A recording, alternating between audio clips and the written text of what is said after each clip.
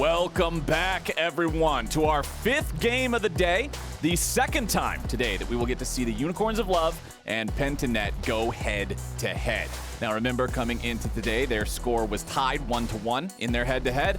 Unicorns won that first game here today. And the thing that stands out to me, Raz, is when you look at the 3 times that they've already played against each other, it's been pretty one-sided each time, despite the fact that it is a 2-1 score. Unicorns stop the first one, then Pentanet comes back and slaps them, and they come back and slap Pentanet. But now, Pentanet has to be the ones to win this game. If they lose here, they are eliminated. Unicorns of Love move on. That's it. It's an absolute must. That's why the early game is really important. Taking a look at Pentanet, I was interested to see if they had a lead, can they convert it? What they do in playing around Pabu early. And they did just that, like you said. Like they were able to convert their advantage very effectively. And listening to the interviews from Pabu after their first few days, they made it very clear that engage is what they want. And that they feel confident in how to play the game as long as they have just, took the lessons that the previous games gave them and applied it. So I'm feeling confident that this should be a competitive game. It's just that it's more of a question on, is Unicorns of Love learning? Are they growing? Like they said, not getting tilted. Coming into this one, what lessons are they taking from it? Because beginning of the day, I was like, wait a minute, they're picking Rumble. They're banning it when they're going up against it. But then we just saw that previous game, and it felt like they were still having remnants of confidence with Nidalee versus Rumble. Stomp that out. Yeah, please get rid of it. Based on what we saw last game, Nidalee has no business being in the same game as Rumble. At all. So I want to see Unicorns ban Rumble on red side. And this is not a Unicorns exclusive thing. I feel like I want to see everybody that plays League of Legends ban Rumble on red side because the champion is just so broken you couldn't fix him with 9 rolls of duct tape and about 4 pounds of super glue. He's busted. Get him out of there if you're on the red side. Don't let him take it. Okay. Pentanet's just saying, you know what? We don't want Rumble at all. We're not going to let you make the choice. We're getting rid of him ourselves. It's Rumble, Lucian, Morgana, and Udyr all banned away so far. A lot of junglers on the table. A lot of top-tier junglers still there. So, we haven't seen as much Lilia, but Lilia is still a good pick, so people should recognize that. Tristana and Varus have usually been, still very high priority when there are this many priority bans being, registered. So I'm expecting Varus. If they don't want to go Varus, then they can still go towards something like Tristana, have that flex. I want to see what Pentanet has to offer here. Okay, last ban. Before we get to that first half of picks, what's it going to be? The Alistar was banned away now by Pentanet, and Varus is banned now too. So first pick, just insta-locking the Nidalee. Okay. How do we feel about this, Raz? How do we feel here? I'm okay with it because you recognize there are a lot of bans there. The only concern is that we've seen a lot of games with Nidalee versus Lilia, and Lilia is able to path very clearly. Now, and also remember, AHaHaCiK, when he goes up against picks like Nidalee, he loves assassins. The Kha'Zix is what he's played previously in his domestic split. Nocturne is something that's also on the table. So Nidalee has a lot of vulnerabilities before she gets stopwatch. So they can take that, focus down Pabu. I want to see what the rest of the draft looks like. Okay, well, we've already got the Nautilus here for Unicorns of Love. So there's some tankiness, there's some CC, there's some easy target access there by allowing yourself to just throw anybody up into the air with a point and click. And we'll get the Kai'Sa next to it. So instantly going for both bottom laners here for UOL. Yeah, so I want to see, Praedyth and Decoy have actually had a pretty large champion pool. They've gone towards Kog'Maw, Lulu in the past. I don't expect that to be the case here, but just saying that they can make use of this double counter if they want to. Galio being the pick, we're already scrapping.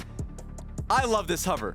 Ooh, do you think they... Yeah. Okay, we got it. It's Samira locked in for Pentanet. They are going for that solo Q special, baby. And they already have the Galio to wombo with that in the team fight. If it's the Nidalee diving through, if it's the same with, of course, her as well and Samira, Galio is going to be able to follow. I want to see what the primary engage looks like for this team because I do want to see a better delivery system. Nocturne gets locked in. We don't know where that's going. Right. We've always said that it is a great triple flex towards top, mid, and jungle, and I respect Nomanz enough to be willing to play something like this. And I love seeing that kind of a flex as your last pick before we get into the second half of the bans because it means that you could trick your opponents into just banning some completely worthless junk that you were never going to play anyway. Yeah, it always feels bad. Never want to split bans too for different lanes. You want to make the best effective use of it. And so if you're Pentanet, you're looking across the board and saying, well, they do need to still pick we want to force the Nocturne maybe to be a jungler. Maybe just start banning jungles, because you already look towards the jungle bans that already exist. It's the Udyr, the Rumble, the Morgana as well. They've levied a lot of jungle bans, so you can pile on top of that and make it difficult for an AHaHaCiK to get the best option in a 4-5. Well, we've got the Karthus and Renekton banned away as the first couple here, so one ban left for either side. Urgot banned away by the side of Unicorns of Love, so they are targeting the top lane here. Orianna will be the last ban of this draft. All right, so they're still splitting it. And we'll say, though, that the Galio is also a flex. It could be a mid lane. I would like it for it to be a support. I think it has a lot of great defensive options versus, like, let's say the Nautilus, if he hooks him in. You know, you can get a taunt and you can still find a way out. So I think that's the better option. If you put it mid, there are just way too many mid laners that can punish you. Forgot about the Lee Sin pick. Oh, baby. Unicorns of Love locked that in there for themselves. All right, so now we've got Lee, we've got Nocturne. They can swap back and forth however they want to play these for whatever feels the most advantageous. Good lord, man, 71% win rate. I might say that Lee Sin's pretty strong in this current meta, Raz. Pretty broken. We saw what Armit was able to do in the top lane where they gets a solo kill versus Camille. It's just such a strong champion in this iteration. So difficult to, like, honestly build against him in lane. Getting the Sett pick now, I think that, once again, it still could go anywhere. It could be a support Sett, could be a top lane Sett. We'll see when the full draft comes out. They have to lock it in here. Oh, come on, lock that in. Yeah. Lock that in. Pick that. Zed or bed. Zed or bed. Probably bed, but you know, No. Zed or bed. We're staying awake. We're staying awake, Raz. Come on, lock it in. Lock it in. Lock it in. Yeah, baby, we got the Zed. You said that was probably going to be bed. No, that is a Zed. Hell yeah. Unreal. Pentanet's throwing everything at them. When they started out in this tournament and we got to see the fiddlesticks for Pabu, I was like, how deep can this team go? And we're seeing it here. That's going to be a Zed for Chazz. He's going to Chazz it up here. Okay, we've got the Zed locked in, so we know that that's going mid. We still have to see which one out of Sett and Galio might go support or top. Granted, top lane Galio is pretty rare, so I doubt you're going to see that. It should be Galio in a support role. You got Sett up there in the top lane. Over here on the side of Unicorns, last pick of the draft is Vlad. So it'll be Nocturne top against Sett. You've got Lee Sin versus Nidalee in the jungle. This is like one of the classic jungle matchups whenever the jungle meta has always been fast-paced. And then you've got Vlad versus Zed in mid. This is just, I'm going to say it again. I know we've said it too many times, and I want to hear it. I want to make it so Quickshot can hear it. A full send dive. You guys are just bullying him at this point. Absolutely. He's way too old. He needs to learn. So it's just a great dive composition from Pentanet on towards Unicorns of Love. So I'm looking at Lodik. I'm looking at Nomanz. They have, some good defensive mechanisms, and also, like, Kai'Sa doesn't actually need to be there at the beginning of the team fight. She has an ultimate to bring her right in. Yeah, buddy. Find the pick. So, like, I still think their comp is fine. Pointing at him, give him the fist bump. Oh, there we go. There we go. All right, Raz, I'm going to put you on the spot. Who won the draft? Who won the draft? Give me a name. Unicorns of Love. Unicorns of Love. Okay. He's saying Unicorns of Love. I want to see Zed get 15 kills or something. This is a kind of champion that I love to see. It's high risk. It's high reward. Yeah, it doesn't get picked most of the time because it can't wave clear and stall and do that kind of Resident Sleeper stuff, but he does all the things that make you excited to watch League of Legends, and I love the fact that in their elimination match, Pentanet just locks it in. That is just the most Chad play. It is. Like, this is literally the most hype game it can be for Pentanet. It's the most important game it is for them. If they lose here, they just lose the head-to-head versus them. So, like, in a tiebreaker situation, this is as bad as it can get if they end up losing. So for Pentanet, they must have practiced this. I'm not going to just say that they just threw this on, on for stage purposes. Chazz has, once again, a large pool. I want to see what all that practice has culminated to. What does it look like, Pentanet? Show the world. So, all right, Raz, here's I'm putting on my tinfoil hat, and I'm going down the rabbit hole of trying to solve this here. Because you say they must have practiced it, right? Absolutely. I saw a thread, I can't remember if it was on Twitter or Reddit, it was on some of that social media stuff, whatever, about how the Pentanet players were talking about, in OS, you're kind of separated from everybody else. It's harder to find scrim partners and whatnot. And so they talked about after they won, after they qualified for MSI, they're just like, well, we're just playing solo queue for a few weeks mostly. So that means that they couldn't have scrim partners be like, nah, remake draft. Zed's not a real pick. Come on, take it seriously. They just go play Zed in solo queue for 50 games, and all of a sudden you got your Zed practice in. Maybe if this ends up being the smurfest pick of the whole tournament so far, it was their weakness that actually became their strength. Get in the lab, ladies and gentlemen. This is my theory. This is my theory. Worth noting that I never even made it to Masters, so I'm not that smart, so my theory's probably wrong. So. At the end of the day, they still ended up getting scrims, albeit very late. So, learning the meta as it goes. And also just if you ever, talk to any of the people on PentaNet, they always have like a very open mind when it comes to drafting. When can we play something that's definitely off meta, more seen? And in this case, Zed is pretty happy because he has a Sett, a Nidalee and Galio. Like in terms of damage profile, it is diversified for the time for the side of PentaNet, and also they can just straight up dive, and their options are decent. The Kai'Sa, as I mentioned earlier on, Lee Sin can be an option. It's just very difficult if I look towards Nautilus, who's a great lockdown. Vladimir, who can also just be in and out of a fight. We didn't even get to talk about Vladimir. He received quite a few buffs, and also item buffs. Like, ability haste does so much for him, and the cooldown reduction that he got from the specific buffs to the champion make him just a demon later on in the team fights, weaving in and out of fights. So definitely watch out for Vladimir if the game goes long. Also, do want to point out, Electrocute for Vlad as his keystone. I know that Phase Rush is often the team fighting rune for the champion, makes him scarier in those late game situations when he can just run in there and move at 12,000 miles per hour and stick to a target. But Electrocute will allow him snappier trades, more powerful, quick trading instances for the laning phase to make sure that he can survive against Chazz a little bit better and have a bit more of a fighting chance here early on. This is all for the Elite 500 fans out there.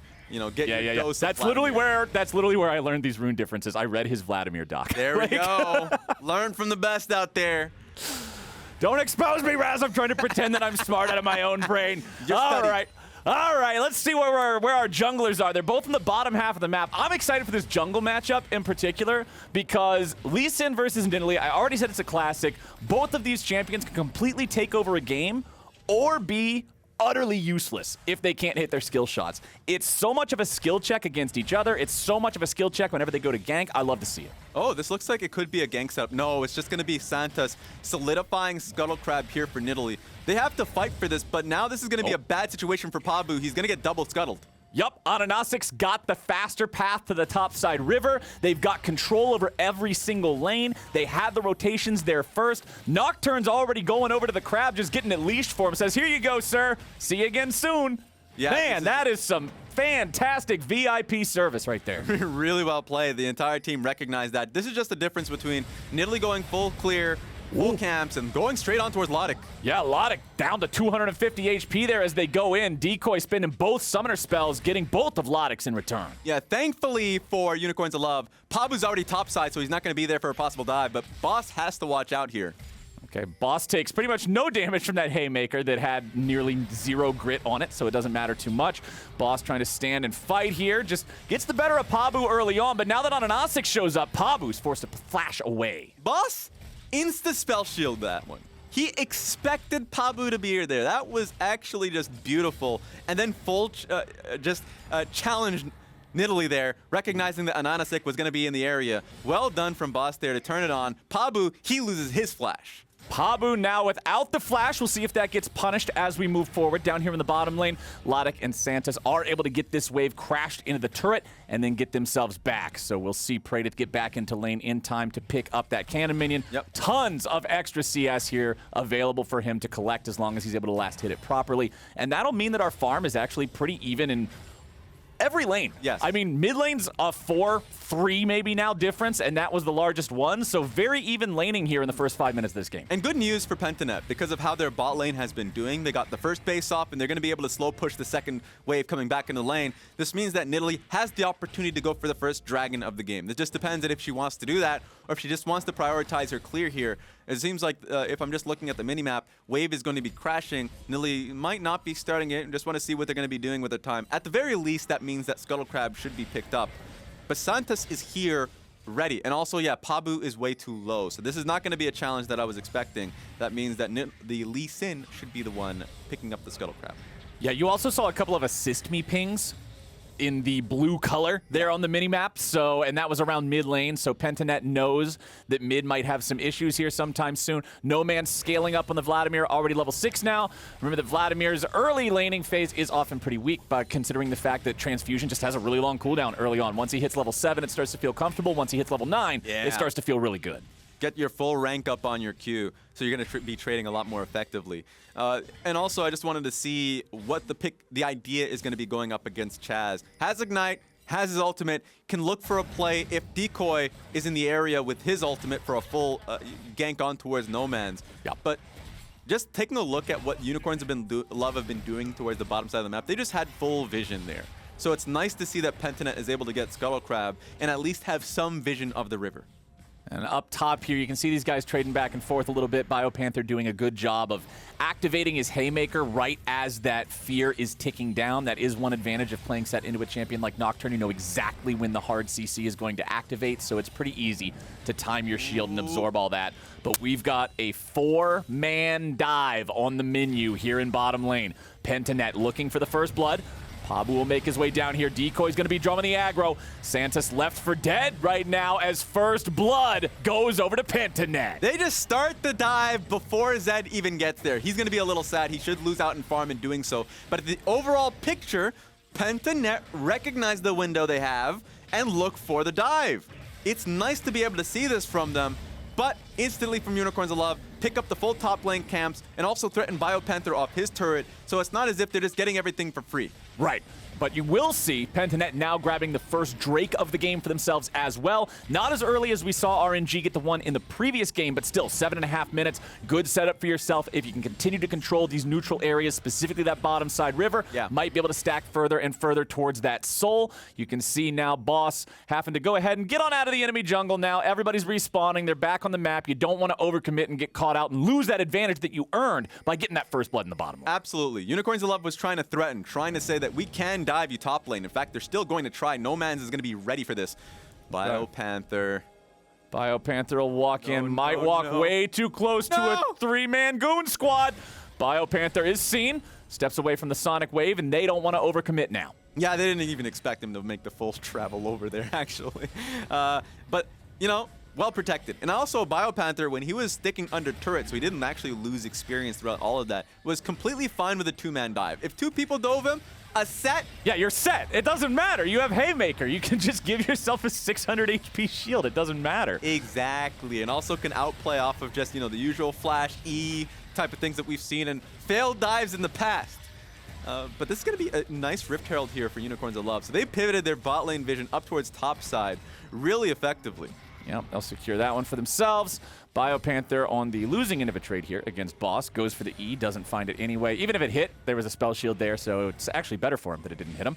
As Decoy and Chazz will continue to work together here. Decoy clearing out some of the vision. Chazz staying close enough in case they try to punish him. And with Pabu back here in the bottom side river, he'll be able to secure yet another Scuttle Crab for his team. Still slightly behind his opponent in terms of farm, but honestly not far enough for it to matter. Yeah, and speaking of behind, you're right, because Lodik has been playing a lot of respect to Pentanet that had full vision bot side. Now they're playing... Oh, Decoy's got the taunt. Now we got ourselves a fight here. Lodik falling back a little bit with Santos taking the damage on the front line. Pentanet backing away. They do not want to stick around so long if their opponents can collapse in time. Nomanz is here. He's ready to go. Sonic Wave. Will there be a resonating strike? No, there will not. AHaHaCiK knows that he would be far too far ahead of the rest of his team and would just be signing his own death warrant. Yeah, absolutely good decision from Pentanet to just back off there. You're not playing for anything. Dragon is so far off, and also, you know, Unicorns of Love are just getting position on you. They even had Nocturne roam up from top lane to mid lane just to be there for the 5v4 potentially. So Pentanet saw that. We're saying, no, we're backing away. Good decision from them ultimately. Both mid laners still 0-0-0 here this game. You pointed out how Chazz, despite the fact that he wanted to be part of the play in the bottom lane, wasn't quite able to rotate down there in time. We'll see which one of these two can come online sooner. Pabu back here in the bottom lane now. Decoy's going in, lands the taunt. Santos buffers through part of that as the spear flies out, but he dodges away from the damage. It is very difficult to find a kill on towards a Nautilus. It's completely different if the Nautilus is trying to hook the Galio in. But also, if you're just trying to just straight up set up for a lane gank there or a gank in that position, not going to happen. Okay, we've got both junglers hovering around the mid lane, seeing if maybe their mid laner can bait the opponent into a bad spot here. AHaHaCiK hanging around. Remember that Zed, while he does have some evasive maneuvers, is still easier to kill than Vlad would be. Empowered Transfusion ticking down, so he won't be able to heal up there with that one. Chazz and Pabu trying to defend here against Shelly, who should get the charge off no problem. Nomanz gets one extra Q off on Pabu, but fully retreats there using the Ghost just to make sure they don't get punished. Yeah, not the best use of Rift Herald. You're not really getting anything off that. Dragon's a minute and 30 away. I'm understanding, like, even if it's timing out, you would probably want to still be able to use it on the side lane so you can get more turret plates a little bit more safely. But, you know, getting gold on towards Nomanz was the idea. Had to walk away, so that's going to be a lot of gold on towards an AHaHaCiK's pocket. And Boss just goes ahead, backs all the way up. BioPanther will be left to clear out those last couple of minions. Pabu was there just in case Boss randomly decided he wanted to go for a trade, but of course there's no reason to make that decision, so it doesn't happen. All right. Prowler's Claw, done for Chazz. So more gap closing, more stickiness to the chosen target, and more damage amp when he goes in. Multiplicative damage amps, Raz. You use your ulti for one, you use the Prowler's Claw for one, you got damage on top of damage. You ain't getting away. That's a lot of DPS that Lodik has to really worry about. And if we're just talking about lethality items, Lee Sin picking up the Eclipse in the jungle. It's that highlight Lee Sin play. So if they find somebody, especially the Nidalee, who doesn't have stopwatch just yet, going to be a victim. Oh no, Lodik's in a pretty bad position. Praedyth's going in, but Praedyth's now in a bad spot. AHaHaCiK looking for the damage onto him, but the exhaust is there, and here's your ulti! Praedyth picks him up, but now Boss has come in. He's got one kill in return. It's a 1-for-1 so far, making it a 2-for-1 in favor of Pentanet, who are seriously fighting for their lives here in this group, and I'm loving to see it. Nomanz now looking to see if there's an angle here to defend. Chazz going after him in the 1v1. We'll see if he goes any further for that one. Prowler's Claw. Nomanz flashing over the wall to stay alive. Has Empowered Transfusion ready. Heals up just a little bit from the Hemo Plague. Back here in the bottom lane, it's Santis going in. Finds the Dredge line on the BioPanther. As now Decoy has to rotate back down to the bottom lane, maybe to save him. Nope, it's Sett, man. He's tanky enough. And Pentanet, not only do they win the trade 2-for-1, but they now will be able to grab themselves their second trade. It's happening, Cap. Pentanet in a must-win game are doing it on their picks. It's the Zed, it's the Samira for Praedyth that is doing so well here. And even though, you know, take a look at this one, it looks so contentious. But it's the Galio ultimate that comes through, and they double down towards an AHaHaCiK. And even though Boss gets a flash and execution there, you're still in a very bad spot. So great trade from Pentanet. And they had Dragon, the Vladimir, who's still scaling up, is still holding out the mid lane, is not going to be a part of that fight. So Unicorns of Love, they have a great composition as the game goes on, but they're playing on Pentanet's terms, and it's net them their second dragon of the game. Yep, and it's an Ocean Soul now. Nice. Because when I saw the first Drake being Infernal and then the emblem for the second one showing Mountain, you know that the soul then has to be the Ocean or the Cloud, and pretty much everyone would want it to be Ocean in that situation. So for Pentanet, this feels really good that you've invested in this Drake control early on, and you have a very valuable soul now to continue playing for with the lead that you have so far. The question I'm going to pose to you, Raz. Hit me. 1,500 gold lead. Is that good enough 14 minutes into this game against a composition that has scaling like a Vladimir and like a Kai'Sa?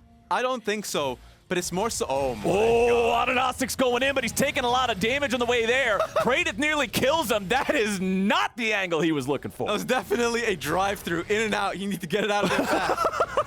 Well, Nomanz is now going to find himself caught. CC's coming out, turns into a blood puddle, and now he's going to be a different kind of blood puddle, splattered all over the ground. Nice kill for Pentanet. Unicorns of Love are the ones that set up for the play. It's Pentanet that finish it, and they're looking for a dive towards top lane, so Unicorns of Love have to peace out. Okay, Pabu now getting punished here a little bit. Uses the stopwatch to buy himself a moment longer. Chazz now backing up too. Pabu continues the retreat. Pentanet has 4 bodies up here in this top lane. BioPanther will be left on the bottom side to defend against Boss in the split push. But the first turret of the game is about to drop, and it's about to mean a lot of money in Pentanet pockets. Incredibly awkward for Unicorns of Love. The setup felt very intricate. AHaHaCiK was definitely expecting to get a good kickoff to set up his team. Didn't happen. Nomanz didn't get the play, didn't get the memo, that is.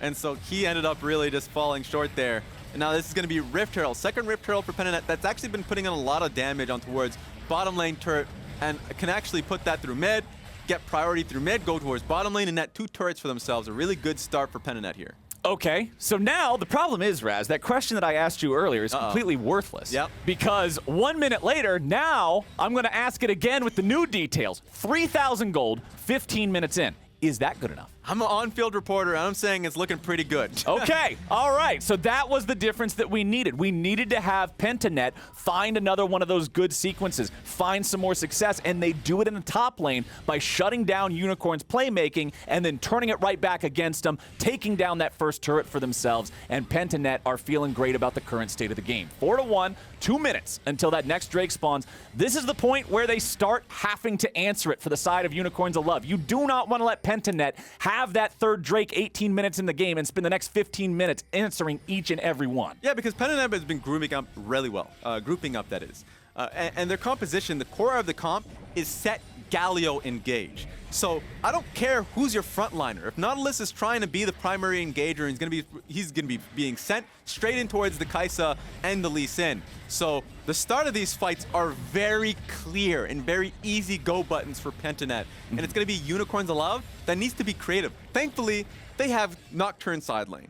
So if they try and put Nocturne on towards the side lane and Chazz is there, they can obviously look for a play on him. Now that he has teleport in about 5 seconds, they can use Nocturne ultimate, TP on towards the play on top side, and catch PentaNet off guard. These are the type of things we need to see.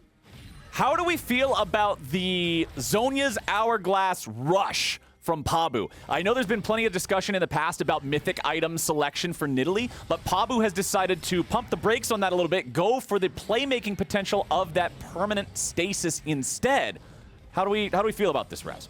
Hit that one more time, because I was looking at your boy Popo's question or point more so on just liking to see Chazz on the Zed to send it for the team. So I was focused on that. I purposefully didn't read that one because it said send it so many times. I'm trying to give Quickshot a break, man. So the question the question that I posed is Nidalee delaying mythic item for fully completed Hourglass Rush as opposed to just sitting on stopwatch, using it once, and then waiting a little bit later. Is this the right call for that extra playmaking and aggro drop potential as opposed to the strict power of a mythic? I think so. We're seeing a lot of skirmishes. So even if stopwatch is to be, if you're just holding on that, you're getting through so many fights. There's the second fight, you're not going to have that. Here's another play, though. Okay, Nomanz losing half HP. AHaHaCiK looking for maybe an opportunity to kick somebody in, but there's just no angle here.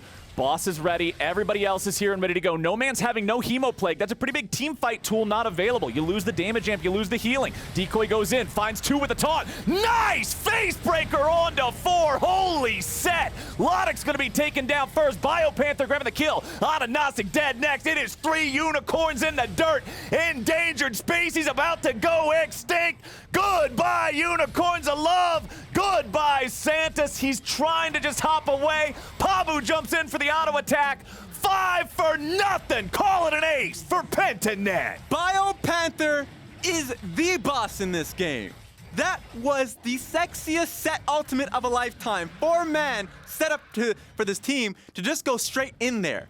And Nocturne, he saw a play, he tried to salvage it, go straight on towards Praedyth, had shield bow shield, so he could live it and get the kill.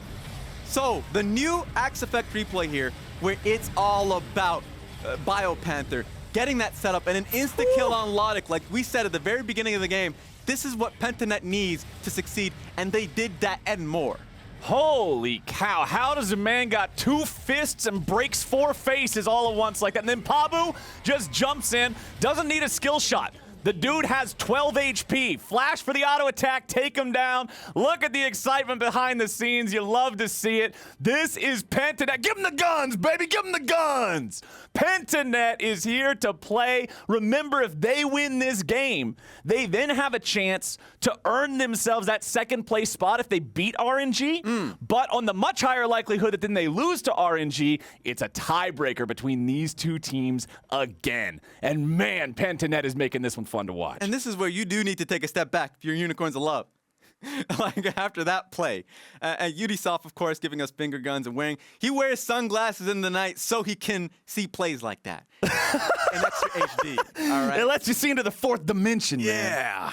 See the future, and the future's looking good for PentaNet. It is looking great at this point. So what I want to ask you, Raz, is what is the call here? Like, we've got a game pause, so we have the opportunity to talk about this without another skirmish interrupting it. What is the play for PentaNet to be able to close this game out cleanly from here? They've earned themselves the third Drake. They're at Soul Point. Yes. They've got a couple thousand gold lead. The kills are vastly in their favor, as is the tempo of the game. How do you close this out clean? They haven't used the Nocturne, really all game long. And for me, Nocturne is really essential here. So, of course, like I mentioned, shutting out the lights with his ultimate, having a TP play on the opposite side of the map. We've seen this happen since the beginning of time with League of Legends. If you're behind in tempo, if you know where the enemy team is going to be setting up the next play, let's say top side, send a ward there if you want him to TP. Get a proper TP ward for him, because the enemy team is not going to have 5 members. That's not efficient to have all members on the same lane. There's going to be one person who's going to be on mid lane getting the wave prepped, and there's going to be 2 people, the jungle and support, that are going to be getting vision. So usually that is your timer to get a play and get a numbers advantage. And even though Shield Bow is there from Praedyth, it's not like he's unkillable. Right. So if you just have 2 people, or if you're there for long enough and get a great timing advantage, then yeah, Unicorns of Love have a chance. But these fights are very set up on objectives. PentaNet is getting there first. And so the setup is always there for PentaNet. This is the difficulty of Unicorns of Love's play. Yeah, PentaNet feels like they are just more comfortable in this game from minute 1. They felt like they're relaxed, they're cool, they're ready to go, they know what they need to do, while the Unicorns of Love just haven't been able to find that same level of cohesion. They haven't been able to really set things up in a way that lets them play the game that they want to play, right? Yeah, and so I love that from PentaNet. I know a lot of people meme them. They even have their own track being, just hold on, we're going home from Drake, right? They play all of this, but like... The meme lords. They meme. They have fun with it. And they also are ultra confident. It's not like they're going to be broken by the community raining nonsense on them, or like the games being so one-sided when they go up against an RNG, or the previous game versus Unicorns of Love. They know what they can do better for the next game, and they adapt from their usual picks. So they're not changing anything, at least from like their identity perspective. They're just saying we need to be aware that we need more engage options, and if we're losing, oh my god. Okay. Nice kick coming out from AHaHaCiK, but there's your Zhonya's. Pabu staying safe for now, but he's got to fall back. Boss is ready to join. TP coming in. Shut down over to Nomanz. That's the second kill of the game for the Unicorns of Love with a good punish on the enemy jungler. There we go. That's the play I wanted to see from Nocturne. Shut the lights out, teleport right in there. So even though the team was around the area, you know, mostly playing through mid lane, they had a great window to get the kill on towards Pabu and stop the progression that PentaNet has had this game. Okay, Santos now doesn't want to walk too much further forward than what he already is. Boss will clear out a couple of wards in the bottom side river. 3 minutes, Raz. 3 minutes is how long the Unicorns of Love have to find themselves some sort of stability, some sort of footing here in this game. Because after 3 minutes, they must fight for the Ocean Soul. And if you thought this game was difficult now, it will become much more so if they give that away 24 minutes into the game. Yeah, and for everybody out there, the thing that you've seen all split long, all year long, honestly, is the effectiveness of having Soul Point. You don't have to play for your 4th dragon. For Unicorns of Love, that first dragon is useless. It doesn't do anything for them. It just prolongs the game. Where PentaNet can say, okay, if they have setup first, let's play towards Baron. Let's force them to walk into our Baron setup, and then Unicorns of Love are going to pray into what they've been praying into the entire game.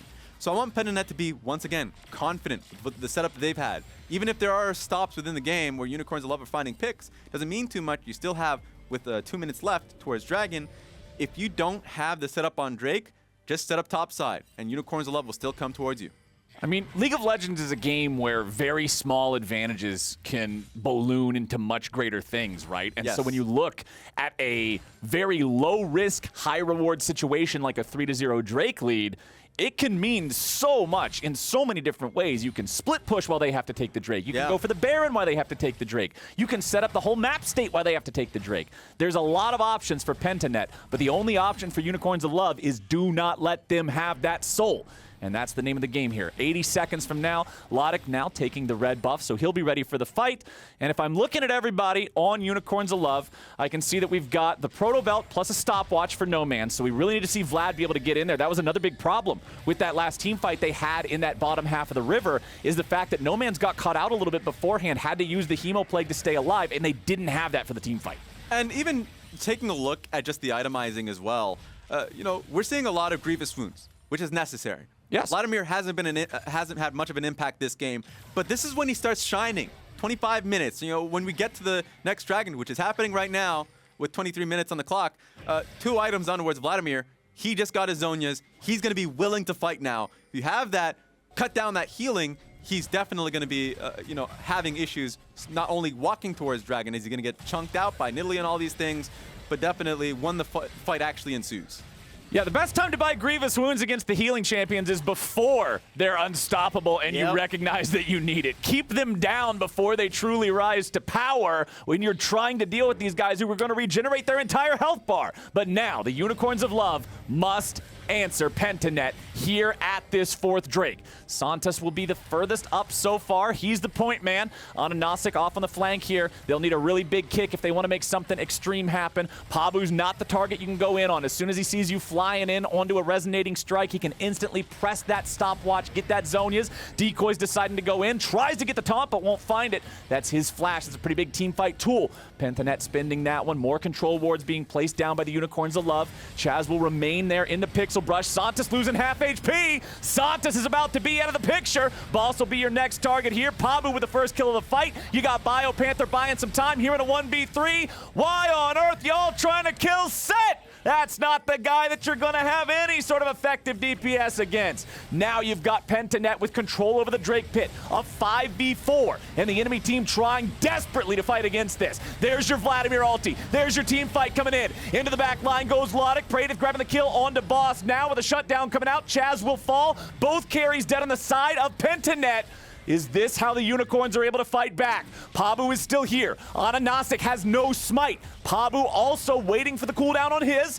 Another pull comes out from Nomanz, using that stasis, staying alive a little bit longer, but BioPanther with a perfectly timed haymaker. AHaHaCiK goes in. AHaHaCiK goes back to the spawn platform. It is a team fight on an ocean soul for Pentanet. What an expanding brain from Pentanet throughout the entire fight, how well played that was, because when it was Unicorns of Love fighting to get vision, just trying to split up, so forcing Pentanet's hand, it was Sett. It was BioPanther that got the flash off Santos, ended up meaning that they get the kill later on, and just seeing as this fight plays out, BioPanther plays this one out so fantastically.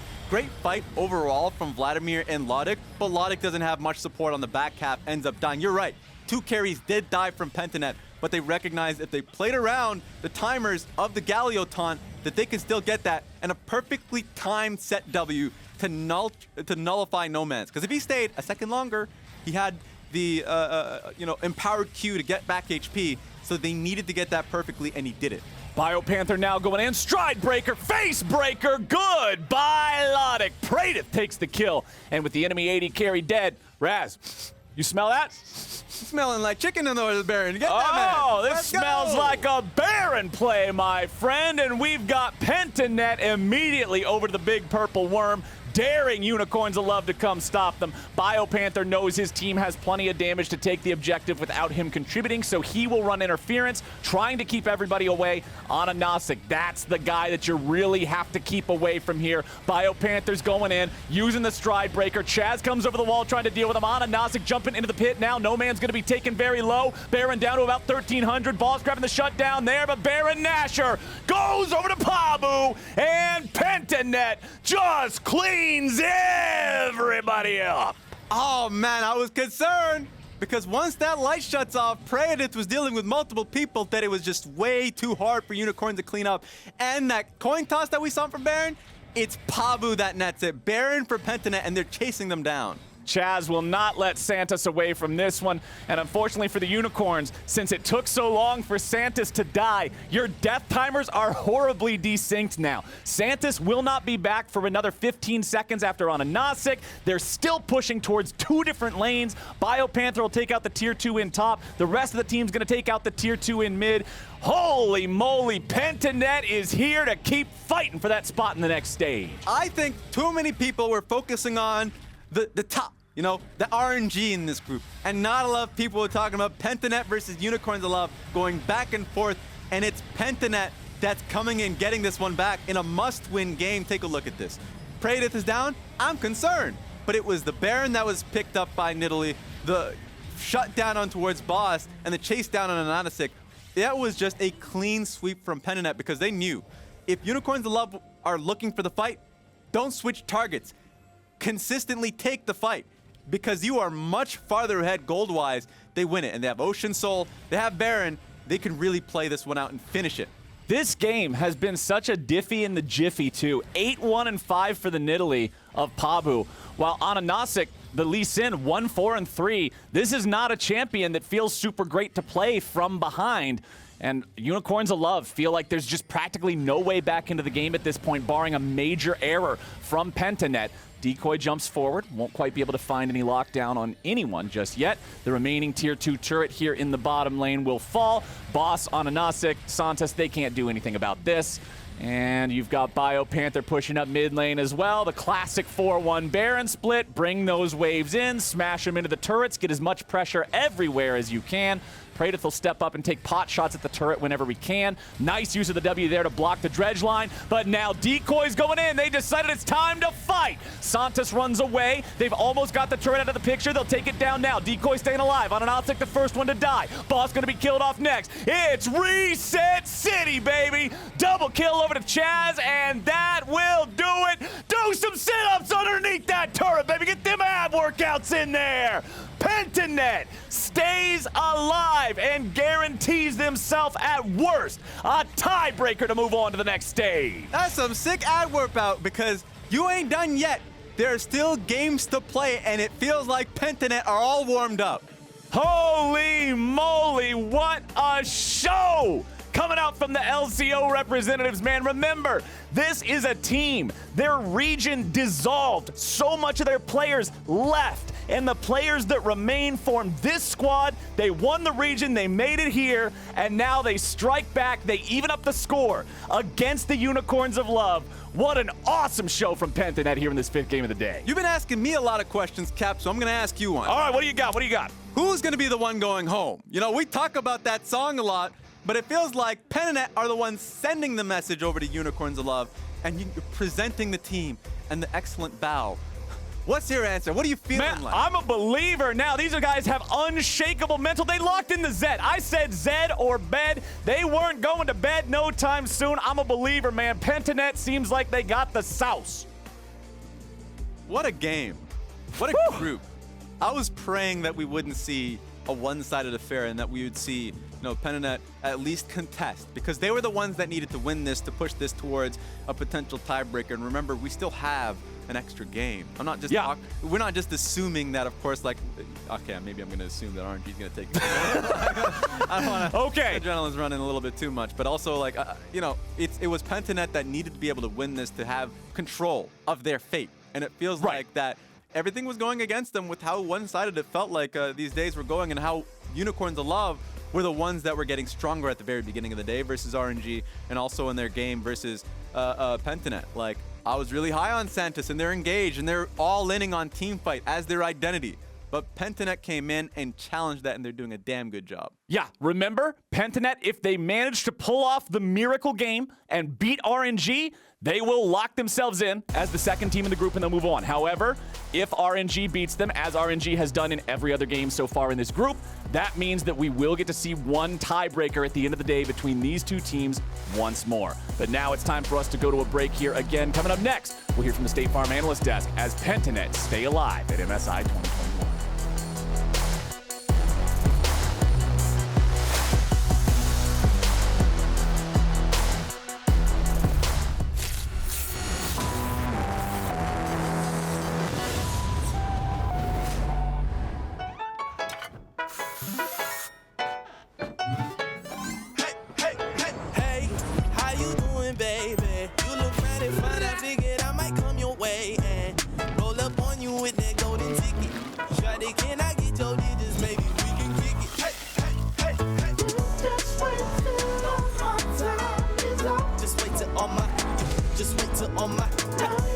Smell irresistible.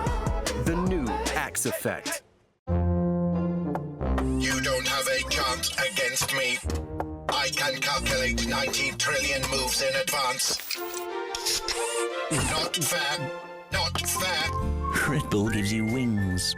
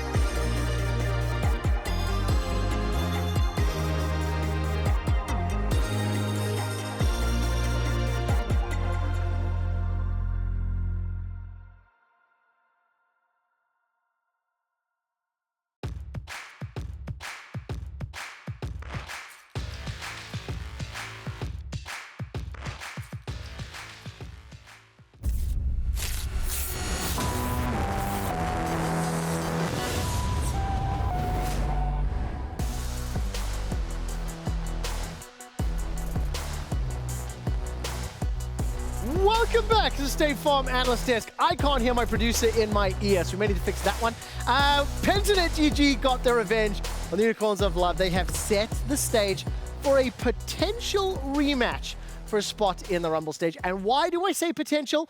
Because it does mean that if Pentanet take down RNG, there will be no tiebreaker and Pentanet will be able to advance. If, however, they lose to RNG, we will. Smells like coping in here. We'll have to find out. I do have some news about the RNG roster, which we'll get to at the end of the segment. Let's immediately jump into the draft and break down how relatively easily Pentanet were able to win. What did you make of the champions they put together? Well, Pentanet were over on the blue side, and I think to start things off, to my shock and a lot of people's shocks, it's still a blue side Rumble ban, which I don't love. But at the same time, it seems like a lot of our preconceived notions about drafting on this patch are out the window because Nidalee is the pick between these two junglers. Pabu looked like a completely different player on it, so I am in full support. I bought in for today that Nidalee is a viable first pick.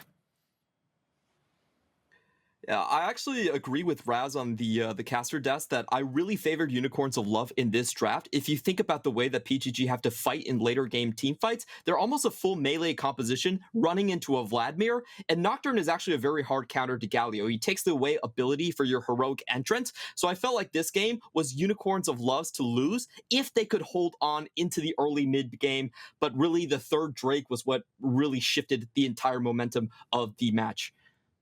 Yeah, definitely. I'm totally in agreement. I think overall, like, the composition looks better, and I think the best counter to Pentanet was just like, well, we want to be put on our comfort all of a sudden, right? Pabu got the Nidalee. Chazz got an aggressive mid laner you don't expect. I think he's coming off of a game against RNG where he got so much confidence by playing his Kiana, getting the solo kill in mid lane. So he says, yeah, give me the Zed. All of a sudden, we see him roaming with Pabu towards the bot lane, and then Praedyth, he's back on that Samira to get another one. You have to tell me more about Praedyth, because we have been saying all day long that the bottom lane for Pentanet has been in their favor. During the course of that game, Ender, you turned to me and went, you know, Pentanet have a lot of dragon control. We looked into it. 11 dragons secured to the 5 of UOL, and that's because the bottom lane from Penta is always able to push out, make the first move on the map. Yeah, and the trade ends up being that in most games, they've played 4 games now, it's been always like the first 2 Drakes of the game are going Pentanet's way, and the Rift Heralds are going to be going to AHaHaCiK. And, well, when top lane and mid lane are winning for the Unicorns, well, the extra gold you get helps you win the third fight for the third Drake of the game, and it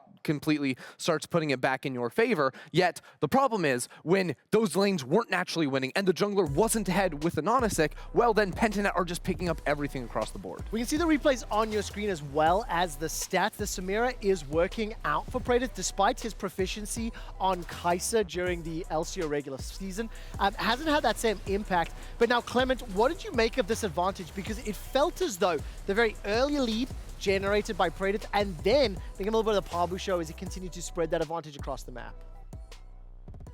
I do think the advantage came from the general draft overall. Zed early on was able to move quite freely throughout the map. And if you look at the builds, Nomanz actually did not go for an early Seekers. This was I have to be online and rush as fast as possible to my 3-item carry point. So he was actually getting pushed in quite frequently by the Zed. And that's why bot lane suffered a lot as well. But, you know, overall, I felt like the early game, you expect it to go into PGG's favor. But the third Drake was huge. I think the third Drake, there were so many mistakes made on UOL. First off, they lose the Vladimir ultimate because BioPanther got a heroic facebreaker, and then they still walk into the team fight. That was kind of the doom moment from UOL, and they lose 5 members because of that. That means they have no chance of holding on to the early game anymore, and they never get that 3-item Vladimir into a 5v5 team fight. Yeah, I completely agree. The setup and decision-making around the Drakes, like you mentioned the third Drake, I think the actual soul for the Ocean Soul for Pentanet ended up being very similar, where Unicorns got into a situation where there's 2 people coming in the north choke point, there's 3 people coming in the south one, and, well, they actually can't get any traction. They can't get any of those players into River. It makes it very easy for Pentanet to just turn and say, well, with a Galio, we can control this entire zone, all of a sudden jump on 2 players, get an easy kill, and then zone away the jungler from the pit. We do have another game between PGG and UOL, very likely, assuming that RNG go undefeated. So I do want to just move us along as quickly as we can. Let's focus on Pabu, and as we bring up some of the B-roll of how Pabu's Nidalee Nidalee had an impact. This was a game where Pentanet stabilized the top lane. BioPanther not bullied by boss. They got advantages in the bottom lane, and crucially, Ender, we were saying Pabu needed to have an answer to AHaHaCiK. Well, Pabu is finally on a jungler that's clearing faster than whenever AHaHaCiK is running. He has tempo in his lanes to be able to work off of them and make plays, and he just felt comfortable on this Nidalee, landing his skill shots, going in when he could. It was very aggressive play out of him, and I think this is what we need to see from Pabu, because I don't think it's unfair to say that Pabu's showing so far at MSI had been pretty weak. He'd sacrificed himself a lot in the jungle to make plays work, and it finally felt like this was a game where he got to be a little bit more selfish and still get his team ahead. I mean, 73 kill participation, 8, 1, and 9. Fantastic performance from Pabu. And as I mentioned, time is short as we're moving on to RNG versus PGG. Before that, though, the Mercedes drive to victory, presented by Mercedes-Benz, is PGG's ace around that third Ocean Drake that Clement has been speaking so much about. Yeah, this definitely was kind of the turning moment into the game. It really is about Vladimir not having that ghost, not having that ultimate coming into this fight here. Unicorns of Love actually have no business coming here, and I have to say BioPanther really just slammed this one. This was a slam dunk. He gets the 4-man stun onto everyone, and there's just no escaping after that one. So honestly, Unicorns of Love, they still had the late game, they still had that chance, but they really kind of ran it down, sending it the wrong way, I guess you could say, in this team fight, and allowing PGG to snowball it away. Clement, I really appreciate the evolution of that meme throughout the day. Okay, so it is now 2 wins apiece, okay? 2 wins to Pentanet, 2 wins to the Unicorns of Love. They have traded 1, 1, 1, 1. We are going to get a potential best of 5 if Pentanet are defeated by RNG. But Clement, I'm unsure if you've heard just yet, RNG are taking to the Rift. They have subbed out Crying. Xiaohu is moving to the mid lane, and please respect my pronunciation here, is that Xiao Bai is now stepping into the top lane. What does that mean? So I think they're just trying to test players out. I don't really expect Xiao Bai to be playing much in the Rumble stage. This guy was a sort of your standard, we call blue-collar top laner, which means you just go and be a punching bag in top lane. You get no resources, you teleport to the bot lane. Oh, we call those That's what dog champs in Europe. Means. Ah, okay. There's some good cultural cross-references here. So I don't really see Xiao Bai standing in a long time. This is obviously great news for PGG, but I think they're just trying to give their up-and-coming talent some more exposure on the international stage. Clement, I'm going to give you one last opportunity here to give me a percentage of how much the odds have increased for PGG to win. I want to know, what would their percentage chances of winning been with Xiaohu in the top lane, and now with Xiao Bai? So I will tell the story about RNG. Last year, when they had Xiao Bai in the top lane, they were not a playoff team. But when they swapped over Xiaohu this year, they actually won the entirety of the LPL. So I will say there was a massive difference, but this team has learned a lot. They've gained a lot of confidence.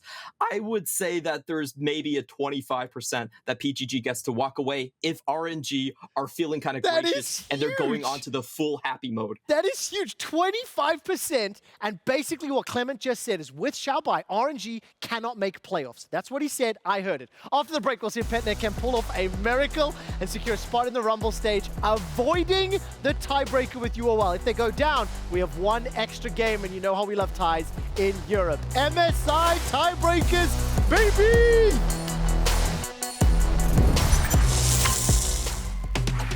I think if you're a Pentanet GG fan, you can be happy with the performances you've seen so far from these teams considering the competition.